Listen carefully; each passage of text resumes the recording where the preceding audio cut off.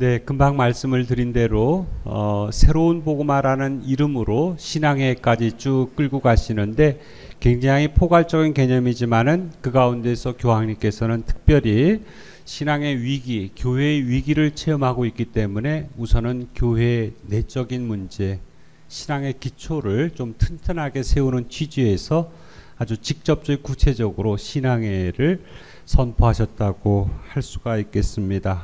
그래서 교황님은 이 시기를 통해서 좀 신앙의 열정을 어떻게 다시 일으킬 수 있는가 하는 취지에서 예수 그리스도와의 만남을 좀 깊게 체험할 수 있도록 말씀을 하십니다. 예수님과의 만남과 그분에 대한 신앙의 아름다움에 교회의 관심을 다시 한번 모으고 싶다 이렇게 말씀을 하십니다. 아까 말씀을 드린 대로 그리스도교 국가이고 혹은 그리스도교 문화 안에서 2000년을 살아왔다고 하지만은 내용적으로 신앙이 빠져있는 문화로 관습으로 남아있는 이런 풍토 안에서 다시 신앙을 좀 일으키고 싶은 이런 마음을 표현하신다고 할 수가 있겠습니다. 그래서 이 신앙을 회복하는 작업 자체가 큰 틀 안에서는 일종의 신앙 쇄신의 여정이다 이렇게 말씀을 하십니다. 그래서 몇 가지 단계들을 이렇게 표현하신데 다시 한번 하느님께서 예수님을 통해서 우리에게 베푸신 사랑을 기억하도록 촉구를 하십니다.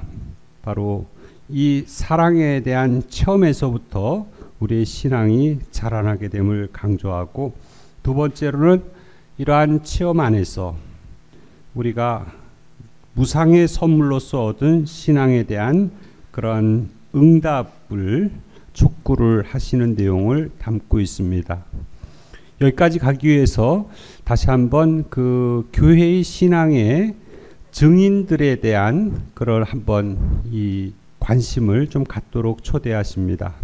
어떤 의미에서 이 신앙이라고 하는 것은 예수님을 통해서, 특별히 성모님을 통해서 교회의 사도들, 제자들, 순교자들, 또 봉헌된 사람들이 하나의 증거로서 우리에게 신앙을 전수해주고 있는데, 이러한 신앙의 전승의 과정들을 좀 깊이 있게 들여다보도록 촉구를 하고 계십니다. 마지막으로는 결국 우리가 믿는 신앙은 사랑의 실천으로서 완성되는 하나의 구도를 이렇게 표현을 하고 계십니다.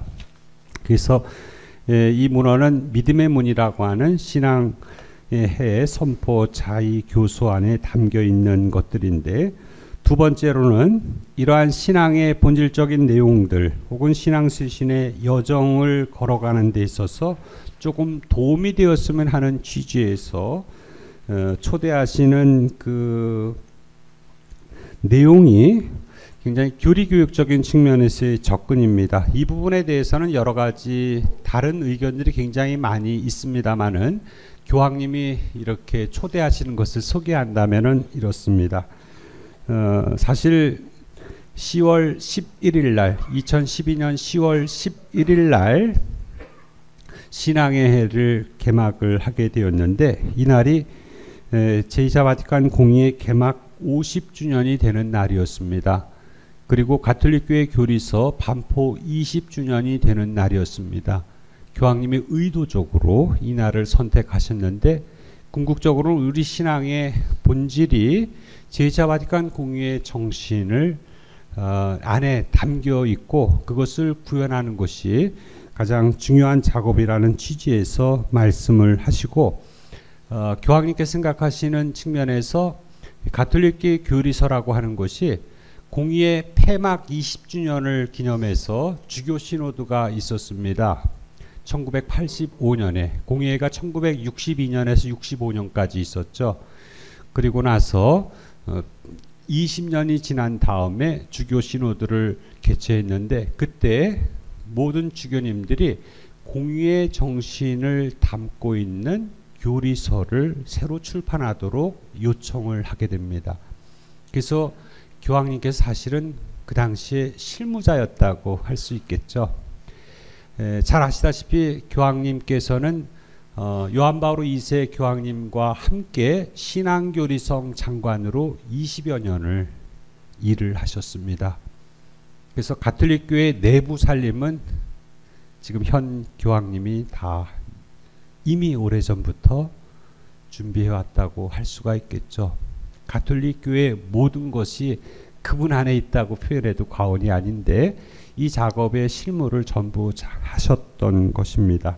그런 맥락 안에서 제1차 바티칸 공의의 정신, 그 요약본이라고 하는 가톨릭 교회 교리서의 내용들을 통해 가지고서 다시 한번 신앙의 본 정신이 무엇인지 그 내용을 조금 더 확고하게 인식하도록 촉구하는 것이 교황님의 뜻이라고 할 수가 있겠습니다. 그 취지는 대강 이와 같다고 할 수 있겠습니다. 옛날 요리문답에는 우리의 신앙에 관한 교리서를 크게 세 편으로 나눴었죠.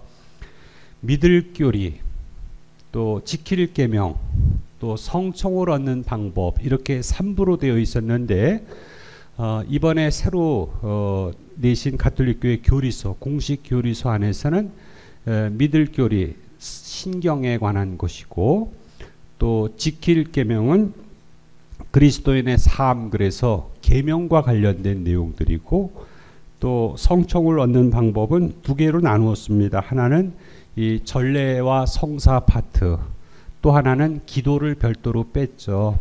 그래서 교황님 안에서는 옛날에 그 전승을 그대로 이어가지만은 이것이 사실은 신앙생활의 대단히 그 통합적인 구조를, 신앙생활의 하나의 사이클을 가지고 있다는 것을 다시 한번 강조한다고 할 수 있겠습니다.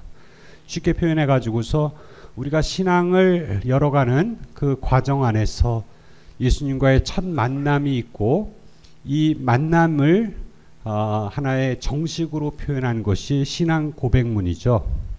그래서 사도 신경에서 공예를 통해서 니체와 콘스탄티노플 신경까지 이어지는데, 이것이 가톨릭 신앙의 정수라고 표현할 수 있습니다.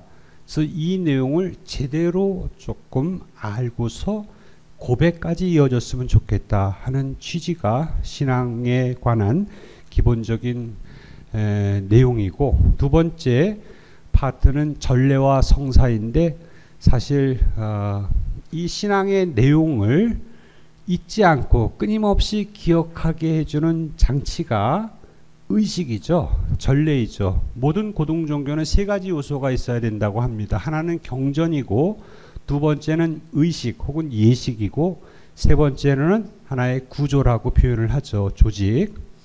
마찬가지로 이 경전만 있을 때는 하나의 그냥 하나의 그 이데올로기로 혹은 하나의 그냥 문서로서 남게 되는데, 이것이 끊임없는 기억의 장치를 통해서 그것을 내면화하는 작업이 전례와 성사라고 할 수가 있겠습니다. 세 번째 파트는 이렇게 우리가 체험하고 믿고 고백한 내용들을 일상 안에서 끊임없이 기억하는 전례와 성사가 이제 삶으로 구현되지 않는다면은, 실천되지 않는다면은 아무 의미가 없기 때문에 이 세 가지의 순환 구조 자체가 아주 통합적인 신앙생활의 내용이라는 것을 강조하는 것이 교리서의 기본 구조라고 말씀을 하십니다. 그래서 어느 한 부분만이 아니라 세 가지 요소가 함께 순환적으로 이어지는 작업의 마지막 필터링을 혹은 하는 식별의 작업이 기도 안에서 이루어짐을 표현하는 것이 이 교리서의 기본 구조가 아닌가 생각이 듭니다. 그래서 신앙생활 안에서 이 내용, 그냥 단지 이데올로기가 아니라, 또 당신이 개인적인 신심을 위한 내용이 아니라 구체적으로 삶 안에서 어떻게 육화되고 구현되고 실현되는가, 이 사이클이 어느 하나도 빠진다면은 기형적인 신앙생활이 될 수밖에 없기 때문에 마치 톱니바퀴가 이렇게 맞물려서 돌아가듯이 늘 순환적으로 이렇게 이루어지는 구조를 구현하는 것이 교리서의 기본적인 틀이라는 것을 강조하고 있다고 할 수가 있겠습니다.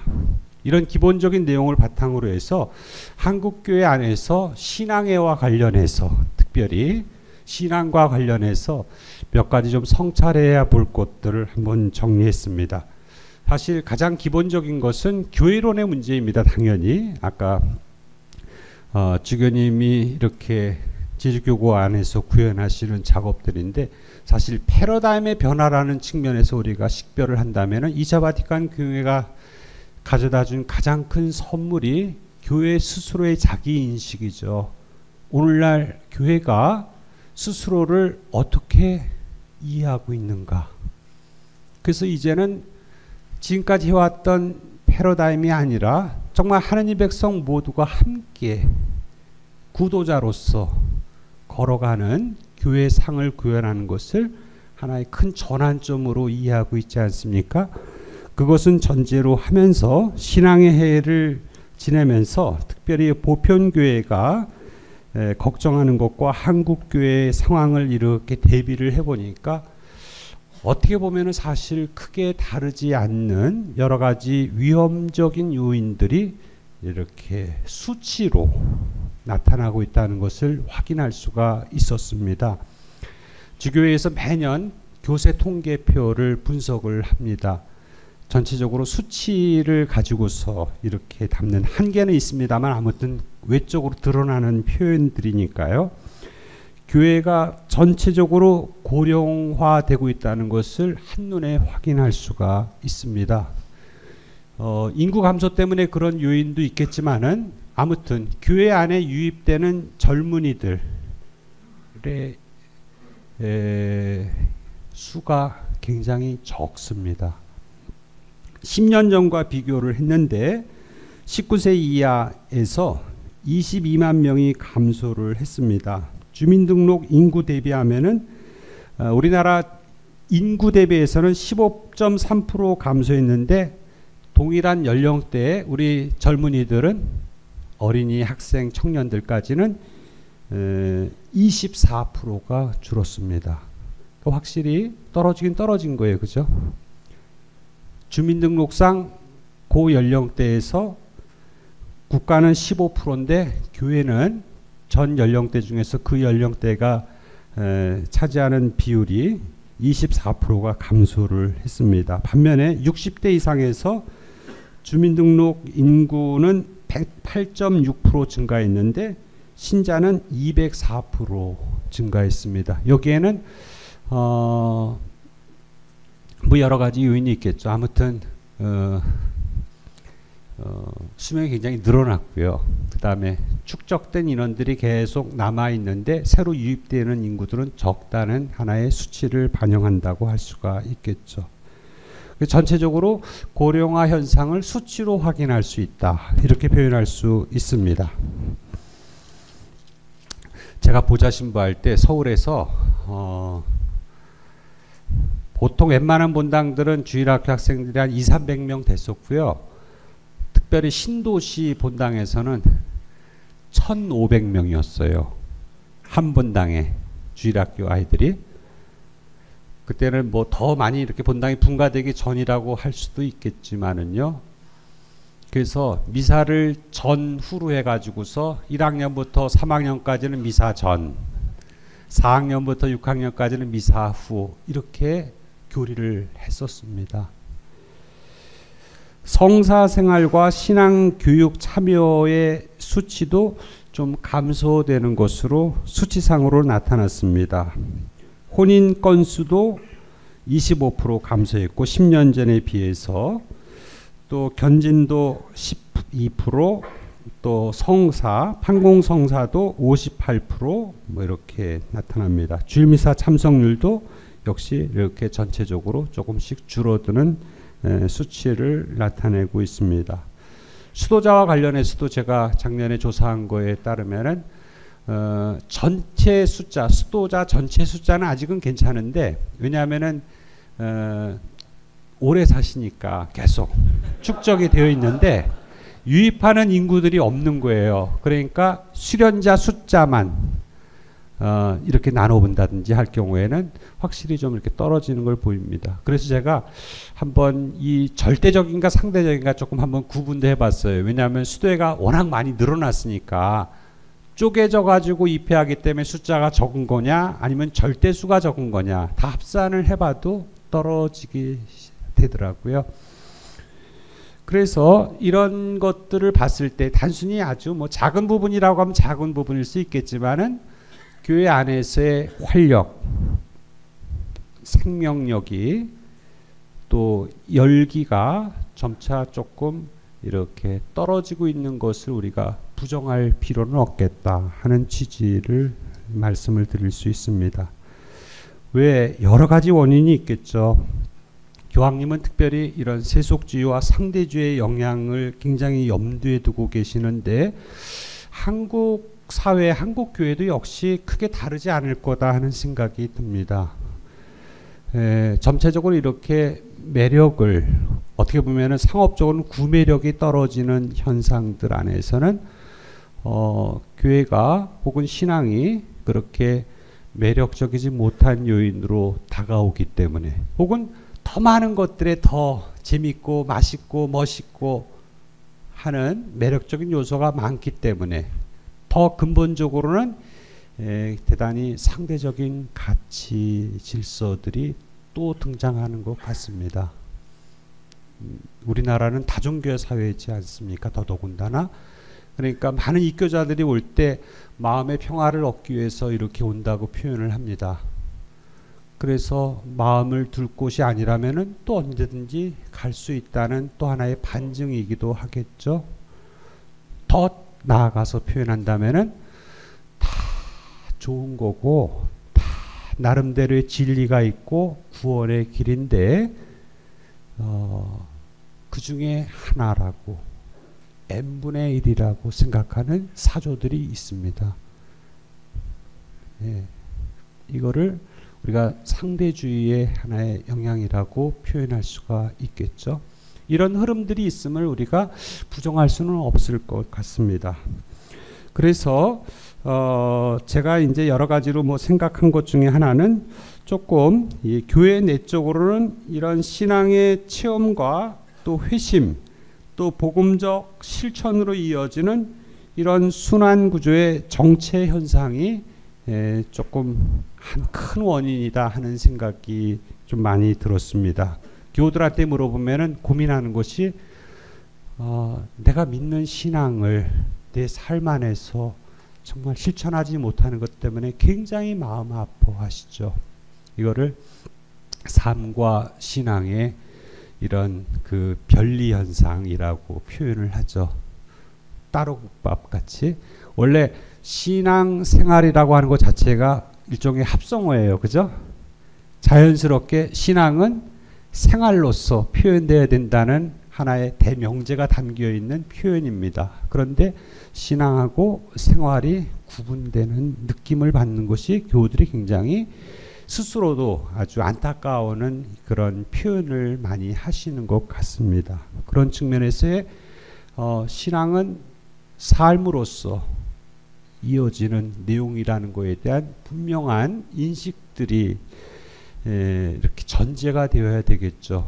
안 그러면은 대단히 개인주의적인, 대단히 기복적인 신앙으로서 전락될 수밖에 없는 거죠. 외적인 요인은 아까 말씀을 드린 대로 이런 세속주의와 상대주의의 영향도 많이 있다. 그런 측면에서 이 본당 사목자의 입장에서 교우들의 신앙과 신앙생활과 관련해서 몇 가지 좀 그 느끼는 점들을 좀 표현을 해봤습니다. 우선 교우들이 일반적으로 영성에 대한 목마름을 많이 호소를 합니다. 그 얘기는 하느님 체험의 부재 현상을 간접적으로 표현하는 것이겠죠. 그래서 나름대로 성경 말씀에 대한 공부의 열기가 뜨겁고 기도를 배우려고 애쓰는 사람들이 굉장히 많이 있습니다. 그런데 제가 본당 사목하면서 보면은 실제로 본당에서 활동한다는 사람, 열심하다는 사람들 퍼센티지가 10% 많으면 20%인 것 같아요. 교육을 한다고 해도 맨날 오는 분들이 오세요. 그게 이렇게 교육을 받고 사도로서 확장되는 개념이 아니라 늘 그 안에 이렇게 정체되어 있는 느낌들을 참 많이 받죠. 아무리 얘기를 하고 강조를 해도 맨날 오는 사람이 이렇게 제한되어 있는 거죠. 그런 안타까움들이 참 많이 있는데, 그런 측면에서 교회가 좀 우선적인 선택들에 대해서 좀 생각을 해볼 필요가 있겠다 하는 생각이 참 많이 들었습니다. 본당 사목자인데 지금 배가 고프다고 얘기하는데 배고픈 거에 대해서 우선순위를 두고서 같이 나누려고 하는 마음보다 다른 거 하느라고 더 많은 에너지와 시간을 쓴다는 것은 어떤 면에서는 이 욕구와 더불어서 그것을 충족시켜주고 같이 해소하기 위한 노력과 상반되는 노력들 혹은 에너지 혹은 시간을 소비하는 부분들이 너무 크지 않은가 하는 것에 대한 성찰들을 좀 해야 될 필요가 있다는 생각이 듭니다. 직무의 과중함이 있겠지만은 좀 고유의 몫에 더 많은 시간과 애정과 노력을 기울이는 그 전환들이 좀 필요하지 않은가 생각이 들었고요. 개인적으로는 좀 우리가 수도의 역할들을 조금 더 많이 활용했으면 하는 생각이 들었습니다. 왜냐하면은 수도의 영적인 유산, 보화들, 보물들이 어떤 면에서는 가장 특화된 것이 이 영성 생활에 관한 그 선물이지 않습니까? 그런데 우리나라에서만 아주 좀 특별하게 수도회와 교구와의 이 관계가 이렇게 소통이 좀 잘 안 되는 부분들이 많은 것 같이 좀 느껴집니다.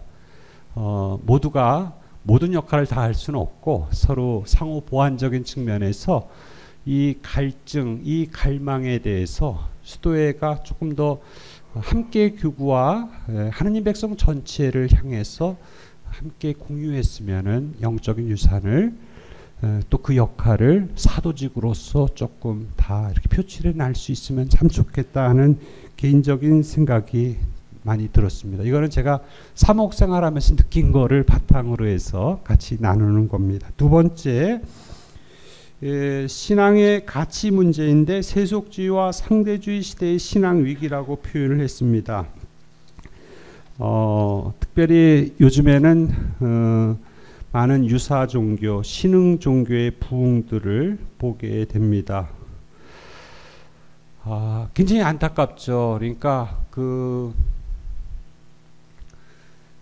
신부님들 입장에서는 어떻게 저런 어리석은 선택을 할 수 있을까? 그게 굉장히 안타까운 건데, 또 교우들 입장에서는 아주 맛있게 보이고 달게 보이는 거에 쉽게 이렇게 현혹되는, 정말 토대가 기초가 든든하지 않기 때문에 외풍에 쉽게 흔들리는 그런 안타까움들을 이렇게 보게 됩니다.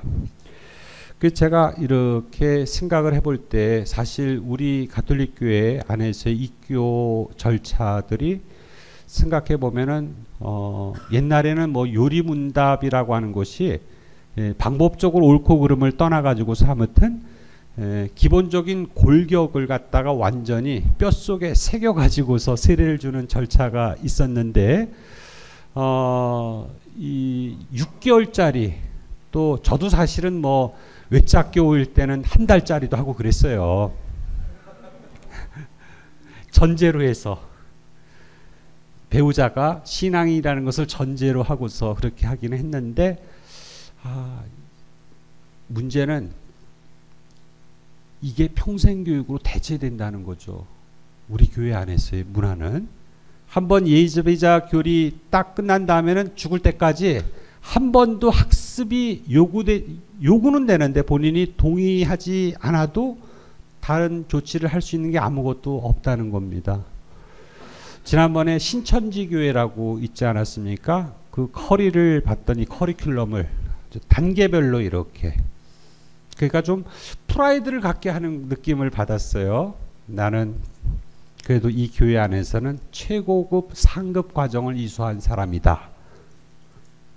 그래서 평생교육 차원에서 단계별로 이렇게 계속해서 학습이라고 표현하면 뭐 좀 말이 그렇겠습니다. 아무튼 신앙의 이 고귀한 유산들에 대한 이 커먼 센스를 가지고서 좀 외풍에 휘둘리지 않을 수 있는 좀 튼튼한 토대를 갖추는 것이 필요하지 않을까 하는 생각들을 가졌습니다. 그래서 그냥 맨날 먹여주는 거 그 교육이 아니라 자기 스스로 신앙을 고백할 수 있는 토대를 만드는 것. 그런 의미에서 사실은 교장 주교님께서 이 소공동체 사목 안에서 정말 이 교회 안에서의 신앙의 체험을 자기의 체험으로 고백할 수 있고 그 내용을 같이 나누기 위해서 한 프로그램으로 이건 프로그램이라기보다는 아무튼 신앙인의 삶인데 이 소공동체 안에서의 나눔은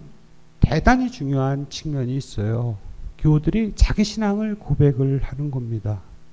그리고 신앙의 고백이 삶과 연결된 것을 함께 공유하는 작업이죠. 간접적으로 신앙이 어떻게 내면화되는지를 같이 배우고 또 본받을 수 있는 하나의 정말 좋은 내용이라고 할 수가 있겠습니다. 아무튼 좀 이렇게 단계적이고 평생교육적인 차원에서의 신앙교육이 있어야 되지 않을까 하는 생각이 듭니다. 세 번째, 생명력을 잃어가는 성찬례, 형식적이고 의무적인 주일미사 이렇게 표현을 했는데 전부는 아닙니다만은 많은 분들이 사실은 아까 본당에서 활동하는 분은 10% 20%라 그랬습니다. 나머지 70% 80%는 딱 주일 한 번 오는 거예요. 그렇다면은 딱 한 번 오는 그 시간이 정말 풍요로운 은혜로움의 선물로서 체험되도록 전례를 그냥 공연 예술 구경하는 게 아니라 의무 방어하러 가는 개념이 아니라 정말 우리 공동체의 신앙이 삶 안에서 어떻게 구현됐는지 이것이 피드백 돼 가지고서 하나님께 봉헌하는 이런 자리로서 전례가 자리매김하지 않으면은 정말 매력이 없고 맛이 없는, 그래서 기억의 장치로서 우리의 믿음의 내용을 끊임없이 다시 한번 확고하게 심어주기 위한 기억의 장치로서 재현의 장치로서의 전례가 생명력을 잃어버린다면은 철저하게 개인적인 신앙 혹은 아주 철저한 이데올로기로 전락할 우려가 대단히 크다는 생각이 듭니다. 그래서 7, 80%의 교우들이 참여하는 성찬례, 그 안에서 정말 생명력을 얻을 수 있는 방법들을 같이 노력을 해야 된다는 것이 좀 많이 생각이 들었습니다. 저도 나름대로 본당에서 이 갈망이 제일 컸어요. 그러니까 좀 전례팀을 잘 만들어 가지고 그 매번 아주 멋지게 할 수는 없지만은 공연이라는 개념이 아니라 정말 교우들이 자기 삶을 전례 안에서 공유하고 간접 체험일 수 있겠죠. 다른 사람의 삶 안에서 구현된 이런 복음적인 내용들을 보고 또 그 안에서 동질감을 느끼면 그것이 자기의 체험이 되기도 하겠죠. 그래서 다시 파견되는 이런 순환의 구조로서 전례를 정말 함께 모두가 참여하면서 체험하는 형태로 만들어 나가는 노력들을 기울이지 않는다면은 계속 그냥 그 무미건조한 공연 보고 집에 가는 그런 메마름을 계속적으로 이렇게 남기지 않을까 하는 생각이 가장 큽니다. 그래서 우리 제주에서는 특별히 소공동체 모임이 굉장히 활성화되어 있는데 이런 것들을 좀 조금 더 아주 풍요롭게 해서 이런 체험의 장이 될 수 있도록 같이 노력을 했으면 하는 생각이 듭니다. 마지막으로 따로 노는 신앙과 삶이라고 표현했는데 같은 내용이긴 합니다만은 개인 신앙으로의 전락과 사회 교리에 대한 무관심이 좀 좀 일반화되어 있는 그런 느낌들을 참 많이 갖게 됩니다. 이게 의무적인 신앙생활로서 자꾸 강조가 되면 될수록 철저하게 삶이 아니라 그냥 개인적인 위안의 시간으로서 전락될 수가 있습니다. 그래서 이런 계명과 관련해서 이 개인적인 애덕의 실천까지는 이어지지만은 더 근본적인 사회적인 문제에 대한 이해와 관심과 노력이 부족하다는 평가가 일반적이지 않습니까?